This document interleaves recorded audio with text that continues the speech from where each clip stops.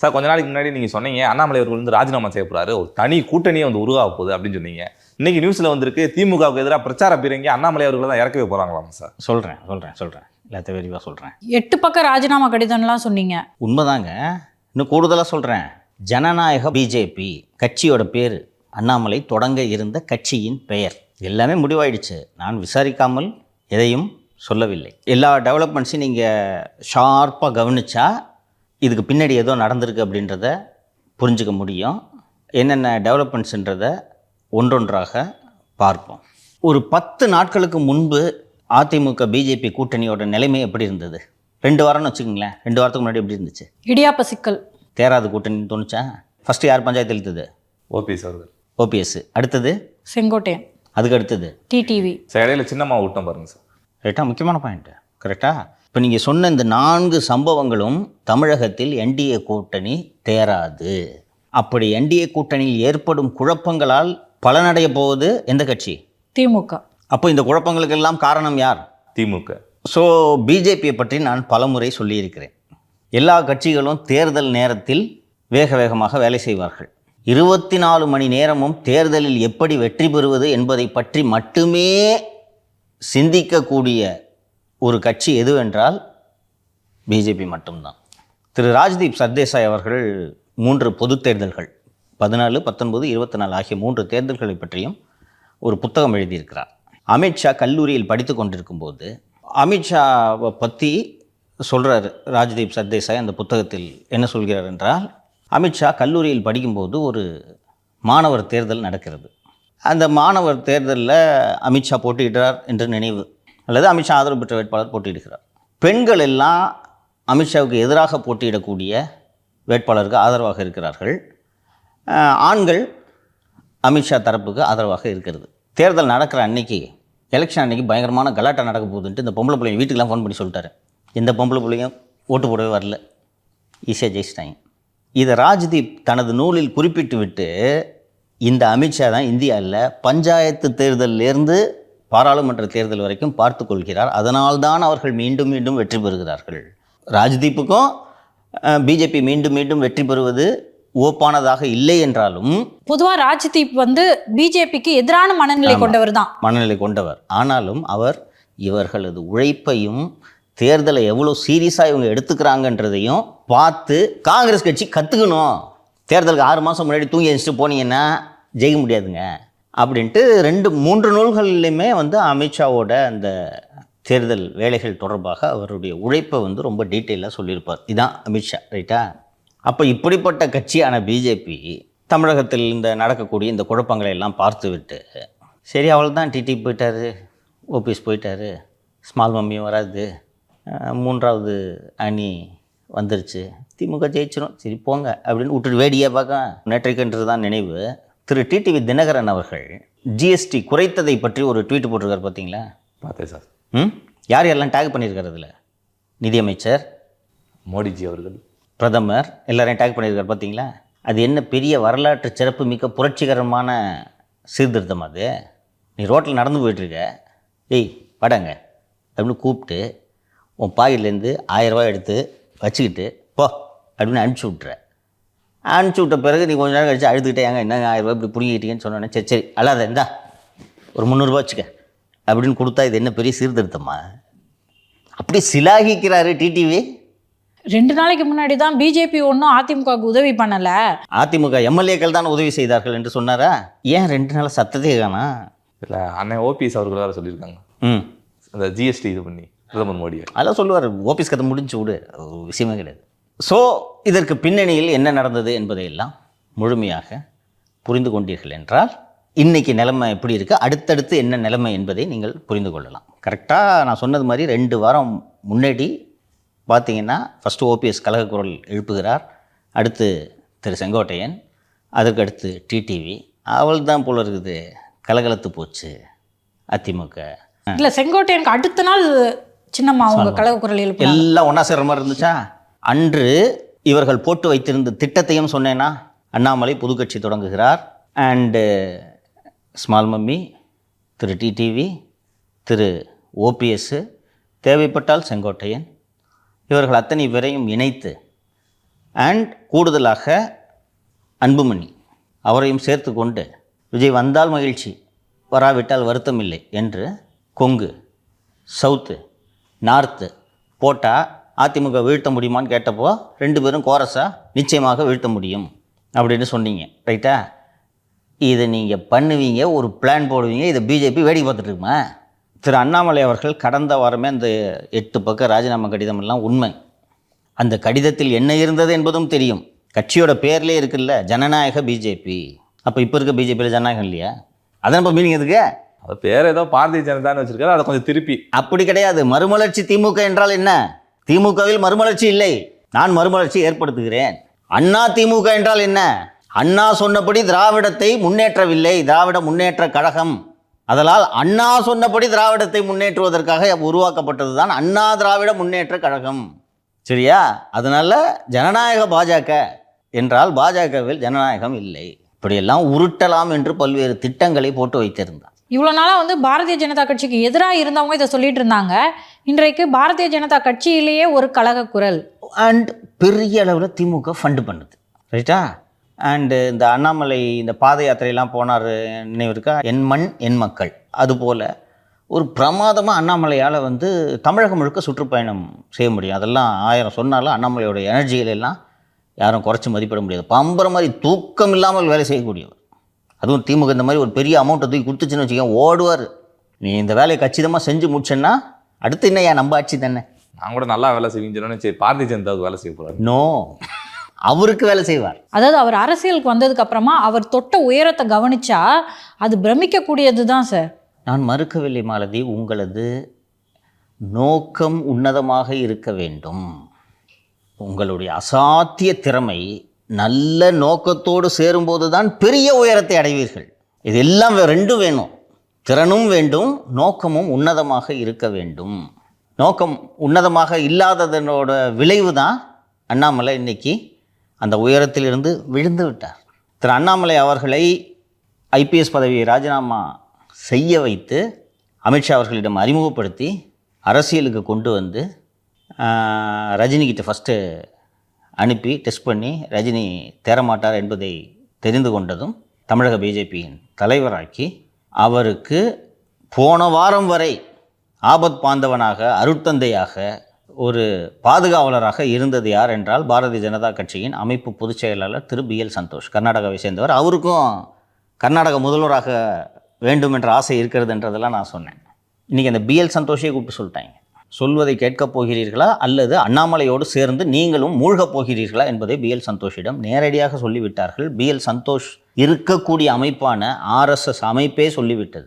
மோகன் பகவத் லெவல்லேருந்து கூப்பிட்டு வான் பண்ணிட்டாங்க. இங்கே சொன்னீங்கன்ற ஒரே காரணத்துக்காக தான் என்ன வேணாலும் பண்ணட்டும், 24 ஷார்ட்டேஜ் ஆனதுக்கு அண்ணாமலை ஒரு முக்கியமான காரணம். இங்கே என்ன சொன்னாலும் பரவாயில்ல ஏற்றுக்கிட்டு சரி இருக்கட்டும், இளம் தலைவர் வளருவார், நாளைக்கு கட்சிக்கு உதவுவார், அமைப்புக்கு உதவுவார்ன்ட்டு நாங்கள் பொறுமையாக இருந்தோம். பணத்தை வாங்கிக்கிட்டு சொந்த கட்சிக்கே துரோகம் பண்ணுறதையும், எதிரிகிட்ட பணம் வாங்கிக்கிட்டு எதிரியோடு உறவாடுறதையும் நாங்கள் வேடிக்கை பார்த்துட்டு இருக்க மாட்டோம். இதுக்காக இந்த அமைப்பு இல்லை அப்படின்றத தெளிவாக சொன்ன உடனே அப்போது தான் கடந்த வாரம் நடந்த இந்த சிந்தன் சிவிர் நிகழ்ச்சியில் வந்து அண்ணாமலையிடம் நான் சொன்னேன், அமித்ஷா சொன்னதை அவர் சொல்வதற்கு தான் சந்தோஷ் வந்திருக்கிறார் என்று சொன்னேன். அன்று வந்து தெளிவாக அவரிடம் சொல்லிவிட்டார்கள். மத்திய உளவுத்துறை மற்றும் இதர ஏஜென்சிஸு எல்லாம் சேர்ந்து கடந்த 4 அல்லது 5 ஆண்டு காலத்தில் அண்ணாமலை யார் யார் மூலமாகவெல்லாம் பணத்தை முதலீடு செய்திருக்கிறார் என்ற பட்டியலை எடுத்து விட்டார்கள். திரு அண்ணாமலை அவர்களோட பினாமிகளோட பட்டியலை இதை எனக்கு டெல்லி பிஜேபி கொடுத்தது. அந்த பட்டியலை படிக்கிறேன். CR சிவகுமார், இவர் அண்ணாமலையோட காலேஜ் PhDயில் சீனியரு, தன்வி வெஞ்சர்ஸ் பிரைவேட் லிமிடெட் என்ற நிறுவனத்தை வைத்திருக்கிறார். இந்த CR சிவகுமார் 2-3 நிறுவனங்கள்லாம் வேலை செஞ்சார். இந்த CR சிவகுமார் பேரில் இருக்கக்கூடிய கியா கார்னிவல் காரைத்தான் அண்ணாமலை அவர்கள் இப்போது பயன்படுத்தி கொண்டிருக்கிறார். CR சிவகுமாருக்கு அந்த கார்னிவல் வாங்கும் அளவுக்கு வசதி கிடையாது. அடுத்தது வந்து பெர்ரி ரீட்டைல் பிரைவேட் லிமிடெட் நிறுவனத்தை நடத்தி கொண்டிருக்கக்கூடிய Damodaran Madhu, lands and lands ventures India private limited நிறுவனத்தை நடத்தி கொண்டிருக்கக்கூடிய செந்தில் செல்வரத்னம், இதெல்லாம் அண்ணாமலையோட பினாமிகளோட பட்டியல். பர்ரோ டெவலப்பர்ஸ் பிரைவேட் லிமிடெட் நிறுவனத்தை நடத்தி கொண்டிருக்கக்கூடிய ஆதித்ய முத்துசாமி, அண்ணாமலை அவர்களுடைய சகோதரியின் கணவர் திரு சிவகுமார் சண்முகம், அங்கே அந்த செங்கச்சோழன்லாம் அது ஒரு 1.5 வருஷம் முன்னாடி இந்த தகவல் வெளியில் வந்துச்சு. இவருடைய நெருங்கிய உறவினர் சத்திரப்பட்டி சிவகுமார், ராமகிருஷ்ணன் சேரலாதன், வேலுசாமி சிவகுமார். இந்த வேலுசாமி சிவகுமார் மீனா லன்கோ என்ற நிறுவனத்தை நடத்தி வருகிறார். Kathiresh Swaminathan corona nets private limited என்ற ஒரு நிறுவனத்தை நடத்தி கொண்டிருக்கிறார். இவர் அண்ணாமலையின் முதலீடுகளை ஹைதராபாத்தில் முதலீடு செய்து அங்கே இந்த வேலைகளை செய்து கொண்டிருப்பவர். வினோத்குமார் சந்திரமோகன், இவர் வின்ராஜ் நெட்வேர் பிரைவேட் லிமிடெட் என்ற நிறுவனத்தை நடத்தி கொண்டிருக்கிறார். Doctor Ilamurugu Sethu Krishna Sethu Ayurveda speciality hospital என்ற நிறுவனத்தை நடத்தி கொண்டிருக்கிறார். Nishanth Ramkutty Nisan foods private limited என்ற நிறுவனத்தை நடத்தி கொண்டிருக்கிறார். ஈஷா ஃபவுண்டேஷனில் சிஇஓவாக இருக்கக்கூடிய Thiru CR Dineshkumar, Vivasa logistics and industrial parks நிறுவனத்தை நடத்தி கொண்டிருக்கக்கூடிய தொட்டிப்பாளையம் அஸ்வின் செல்வம் மற்றும் Lotusville supply chain management LLP நிறுவனத்தை நடத்தி கொண்டிருக்கக்கூடிய திரு பிரவீன் செல்வம். இவர்களோடு சேர்த்து அண்ணாமலை அவர்களின் சகோதரி திருமதி நல்லத்தாய் குப்புசாமி, அவர் 3 மாதங்களுக்கு முன்பாக Adi Durga developers and promoters LLP என்ற நிறுவனத்தை நடத்தி புதிதாக பதிவு செய்திருக்கிறார். ஓகே, இவங்க எல்லாரும் செய்யக்கூடிய இன்வெஸ்ட்மெண்ட் இந்த விவரங்களை எல்லாம் எடுத்து விட்டார்கள். இந்த நல்லத்தாய் குப்புசாமி மற்றும் அவரது கணவர் ஒரு 20 நாட்களுக்கு முன்பாக மலேசியா சென்று 10 நாட்களுக்கு கூடுதலாகவே தங்கியிருந்து வந்தார்கள். எதற்காக என்பதை விசாரித்தால் மலேசியாவில் ரப்பர் தோட்டம் வாங்குவதற்காக இவர்கள் அங்கே சென்றிருக்கிறார்கள் என்ற விவரங்களையும் எடுத்து விட்டார். தமிழ்நாட்டில் ரப்பர் தோட்டம் இல்லையா சார்? இருக்குது, இல்லாமல் இல்லை. Malaysia is famous for rubber. இங்கிருந்து அந்த ரப்பர் தோட்டங்களில் வேலை செய்வதற்காக பஞ்சம் பிழைக்க போனவர்கள் இன்னும் அங்கே இருக்கிறார்கள். மலேசிய தமிழர்கள் இருக்காங்களா, பல பேர் அந்த சமயத்தில் 1910-20 காலகட்டங்களில் சென்றவர்கள். அதனால் அது அங்கே ரொம்ப மலேசியாவில் ரப்பர் ஃபேமஸ். சரிங்களா? ஸோ இந்த டீட்டெயில்ஸு, இந்த பட்டியல் எல்லாவற்றையும் எடுத்து ஜெயிலுக்கு போயிடுவேன்னு சொல்லிட்டாங்க. அந்த ஜனநாயகம் மற்றவங்களுக்கு இருக்குது, உனக்கு கிடையாது. அதனால் இந்த ஜனநாயக பிஜேபி ஆரம்பிக்கிற வேலையெல்லாம் ஓரங்கட்டிடு என்பதை தெளிவாக எடுத்து சொன்ன பிறகு அண்ணாமலை என்ன செய்ய வேண்டும், தலைமை என்ன நினைக்கிறதோ அதை செய்ய வேண்டும். எப்படி செய்யணும்? பொதுவாக அதிமுக பாஜக கூட்டணி வலுவாக இருக்கணுன்றது அவங்களுடைய எதிர்பார்ப்பு. ரைட்டு, வலுவாக இருக்கணும் இல்லைங்களா? அப்போது அண்ணாமலையால் விளைந்த கலகம் என்ன? கூட்டணி உடைந்தது. டிடிவியை பிரித்தது, அன்புமணியை பிரித்தது. அப்போது டிடிவி தினகரனை நேராக சென்று சந்திக்க வேண்டும் அல்லவா? இப்போ நேற்றைக்கு முன்தினமோ என்னமோ அவரே சொன்னார், இன்றைக்கி பத்திரிகையாளர் சந்திப்பில் போய் பார்த்து எனக்கே வெடி வச்சிட்டாங்க, நம்ம போட்ட திட்டம் ஒன்றும் நிறைவேறாது, என்னால் உங்களுக்கு சப்போர்ட் பண்ண முடியாது அப்படின்னு சொன்னதும் தான் நாம் ஏற்கனவே 2 நாளைக்கு முன்னாடி நிகழ்ச்சியில் நம்ம டிஸ்கஸ் பண்ணோம். டிடிவியோட ஆப்ஷன்ஸ் என்னன்றது பேசணுமா? ஒரே ஆப்ஷன் இது, டிவிக்கு. அங்கேருந்து தான் க்ரீன் சிக்னலே வரலையே. அப்போது வேறு ஆப்ஷனே இல்லை. நான் தொடர்ந்து சொல்லிட்டு இருக்கேன்னா அதெல்லாம் கொண்டு வந்துடுவாங்க, எங்கே போக போகிறாங்கன்னு சொல்லிட்டு இருந்தேனா, இப்போ வந்துட்டாரா? என்டிஏல முதல்வர் வேட்பாளரை மாற்றிட்டோன்னு சொல்லிட்டு பிரதமரோ உள்துறை அமைச்சரோ சொன்னாங்களா சார்? இன்னும் அவர் கூட்டணிக்கு வரதா சொல்லே சார். அமித்ஷா அவர்கள் சந்திச்சதுக்கப்புறம் முடிவு அமைதியாக இருக்கார்ல. இன்றைக்கி அண்ணாமலை என்ன சொன்னார் ப்ரெஸ்ஸில்? டிடிவி தினகரனை பார்த்து அண்ணாமலை என்ன சொல்லியிருக்காருன்னா, கொஞ்சம் பொறுமையாக இருங்க, எதுக்கும் அமித்ஷா கிட்ட ஒரு வார்த்தை பேசிட்டு என்டிஏ கூட்டணியிலேருந்து வெளியே போகிறத பற்றி முடிவெடுங்க. இன்னொன்று, சோஷியல் மீடியாவில் இருக்கவங்களுக்கு ஒரு கோரிக்கை வச்சுருக்காரு.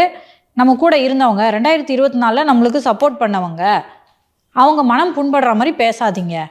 யார் பேசுகிறாங்கன்னு தெரில. சரி, ஒரு வாரத்திற்கு முன்பு டிடிவியோட ப்ரெஸ் மீட்டை பார்த்தீங்களா? 2 பேரும் அமைதியாக இருப்பது போல் தெரிந்ததா? ஒரே கண்டிஷன் என்ன வச்சாரு? முதல்வர் வேட்பாளரை மாற்றணும். இப்போ முதல்வர் வேட்பாளரை மாற்றலான்ற முடிவுக்கு என்டிஏ வந்து விட்டதா? கொஞ்ச நாளைக்கு முன்னாடி தான் எடப்பாடி பழனிசாமி அவர்கள் அமித்ஷாவை சந்திச்சாங்க. நல்லா சமாதானமாக அதெல்லாம் மாற்றவே மாட்டேன், நல்லா உறுதியோடு வந்து பேசினார். முதல்வர் வேட்பாளரை மாற்றுவதாக எந்த ஒரு முடிவும் எடுக்கப்படாத ஒரு சூழ்நிலையில் பொறுமையாக இருங்கன்னு எதை வச்சு சொல்லுவார் அண்ணாமலை? போனேன், பார்த்தேன், பேசினேன், பொறுமையாக இருக்க சொன்னேன்னு சொன்னார். பொறுமையாக இருந்தால் மாற்றிடுவாங்களா நவம்பரில்? மாற்றுறதுக்கான ஏதாவது அறிகுறி இருக்காப்பா? குறைஞ்சபட்சம் அது டிடிவி கேட்கணுன்னா என்னங்க சார் மாற்றுறதுக்கு வாய்ப்பு இருக்கா அப்படின்னு. அப்போ என்ன சமாதானம் சொல்லியிருப்பீங்க நீங்கள்? எனக்கு வெடி வச்சு விட்டாங்க, வந்துருனேன், எப்படியாவது வந்துருனேன் கூட்டணிக்கு. ரைட்டா? நான் சமாதானப்படுத்துகிற மாதிரி சமாதானப்படுத்துகிறேன், நீங்களும் சமாதானம் ஆகிடுங்க. நான் சமாதானப்படுத்துகிற மாதிரி சமாதானப்படுத்துகிறேன், நீங்களும் சமாதானம் ஆகிடுங்கன்றதெல்லாம் விட நம்ம திட்டம் தவிடுபடி ஆகிடுச்சு. என்னையே ஜெயிலுக்கு அனுப்பிச்சிடுவாங்க. என்னையே ஜெயிலுக்கு அனுப்புகிறாங்கன்னா உங்கள் நிலைமை நீங்கள் யோசிச்சுங்க. இப்போ அந்த பேச்சுவார்த்தை நடந்தது புலம்பல் தான். எல்லாரையும் ஒன்றா சேர்த்துருவாங்கன்னு சொன்னேன் நான்.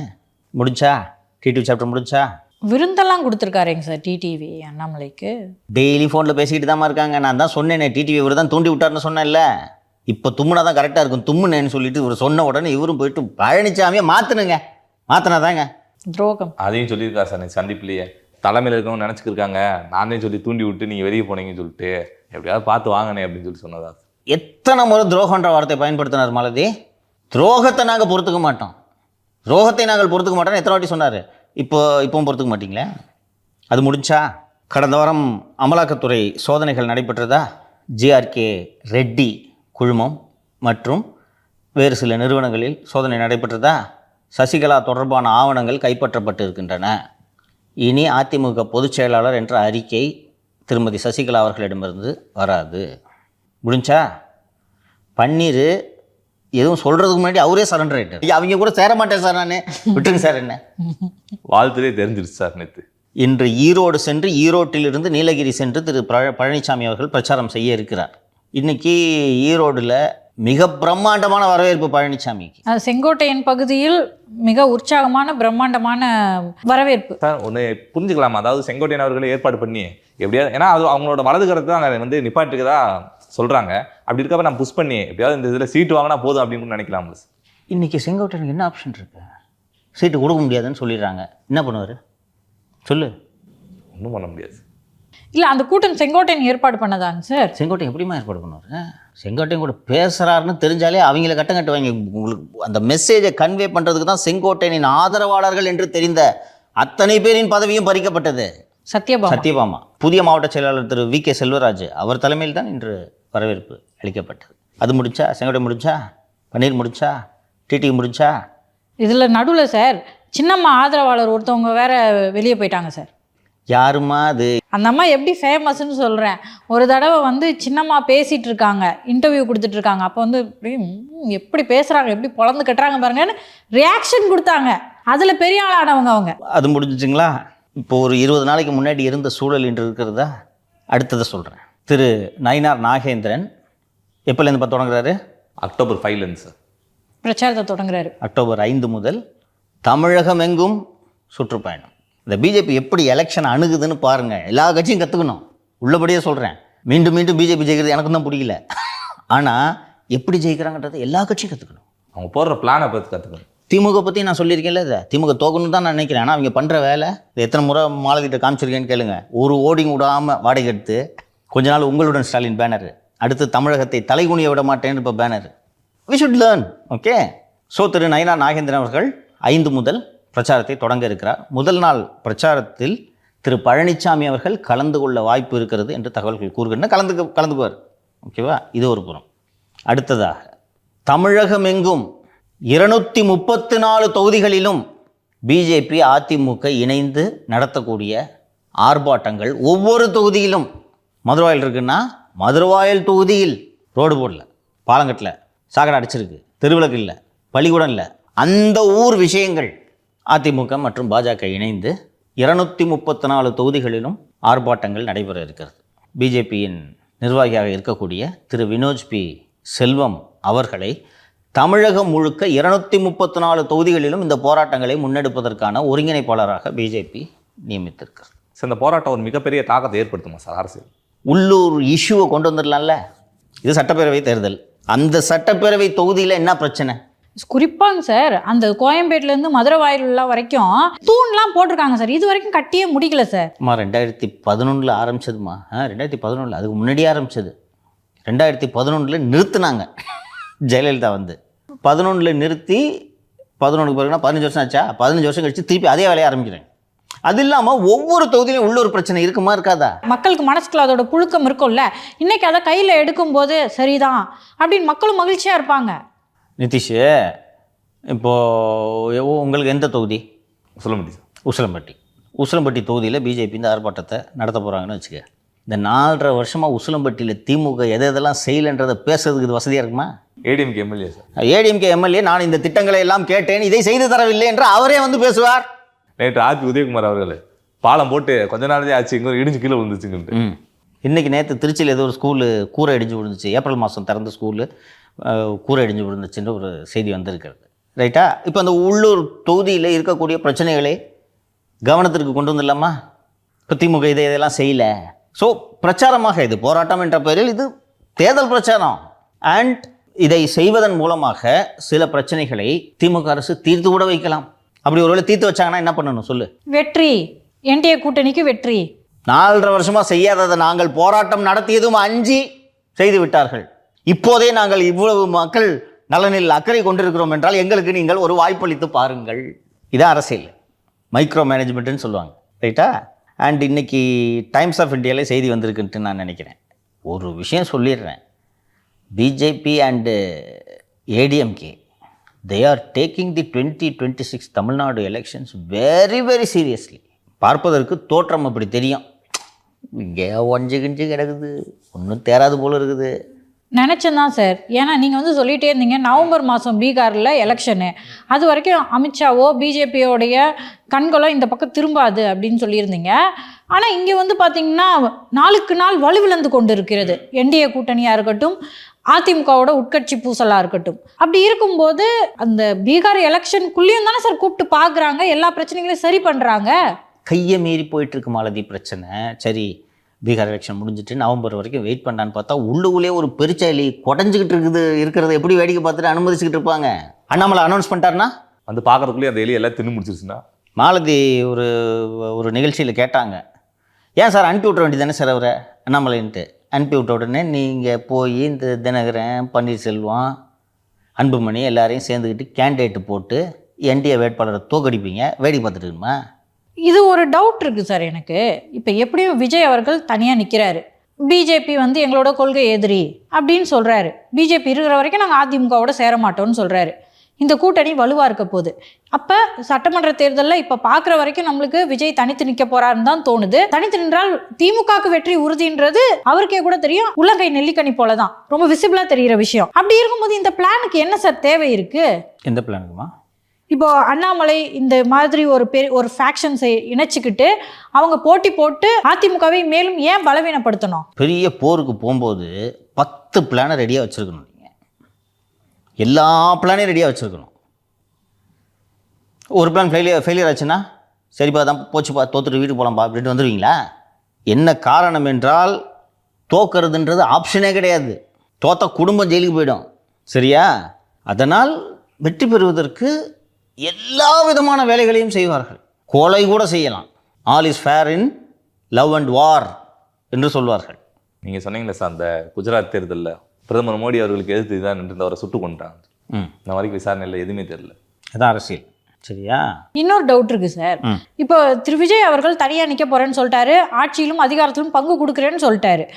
அதிமுகவோட சேர முடியாது, அவங்க பெரிய கட்சி, 2 பேருக்கும் டீல் ஒத்து போகலை. ஆனால் டிடிவியெல்லாம் வந்து ஒரு சிறு குழு தான். அவர் ஒரு சிக்கலில் இருக்காருன்னு தெரியுது, விஜய்க்கு கிரீன் சிக்னல் கொடுக்குற மாதிரி ப்ரெஸ்லலாம் பேசிட்டாரு. அப்புறம் கூட ஏன் சார் விஜய் பக்கத்துல இருந்து இவருக்கு எந்த ஒரு அழைப்போ ஒரு இண்டிகேஷனோ வரல? விஜய் அவர்களுக்கு தலித் சமூக மக்களின் ஆதரவு பெருமளவு இருக்கிறது. வட தமிழகத்தில் பறையர் சமூக மக்களின் ஆதரவும், தென் தமிழகத்தில் தேவேந்திரகுல வேளாளர் சமூக மக்களின் ஆதரவும் பெருமளவு இருக்கிறது. இந்த நேரத்தில் டிடிவி தினகரனை சேர்ப்பதனால் இவர்களது வாக்கு விலகி போனால் திமுக வந்து இன்னைக்கு சிறுபான்மையினர் ஓட்டுகள் மட்டும் போதும் அப்படின்னா அவங்க விசிகே அளவுக்கோ காங்கிரஸ் அளவுக்கோ சுருங்கி போயிருப்பாங்க. அப்படி இல்லாமல் அவங்க ஒரு பேலன்ஸ் ஸ்ட்ரைக் பண்ணுறாங்கல்ல, அதில் வந்து தோல்வி அடைஞ்சிருச்சா தாவேக்கா? தாவேக்கா பற்றி விரிவாக நாளை நிகழ்ச்சியில் பேசலாம். நீங்கள் இப்போ கேட்டிங்கல்ல கொஞ்ச நேரத்துக்கு முன்னாடி சில சந்தேகங்கள், அந்த சந்தேகங்கள் எல்லாவற்றுக்கும் நாளைக்கு பேசலாம். இன்றைக்கி அதிமுக பாஜக பற்றிய செய்திகளே அதிகம் இருப்பதனால் இதை முடித்து விட்டு நாளைக்கு அதை பேசலாம். நாளைக்கு காலையில் வரக்கூடிய நிகழ்ச்சியில் அதை பேசலாம். நேற்றைய ஹிந்து நாளேட்டில் ஒரு செய்தி வந்திருந்தது. Why a divided opposition may give the DMK an edge. எதிர்க்கட்சிகள் பிளவுபட்டு கிடந்தால் அது திமுகவுக்கு சாதகம் என்ற அடிப்படையில் இந்த செய்தி வந்திருந்தது.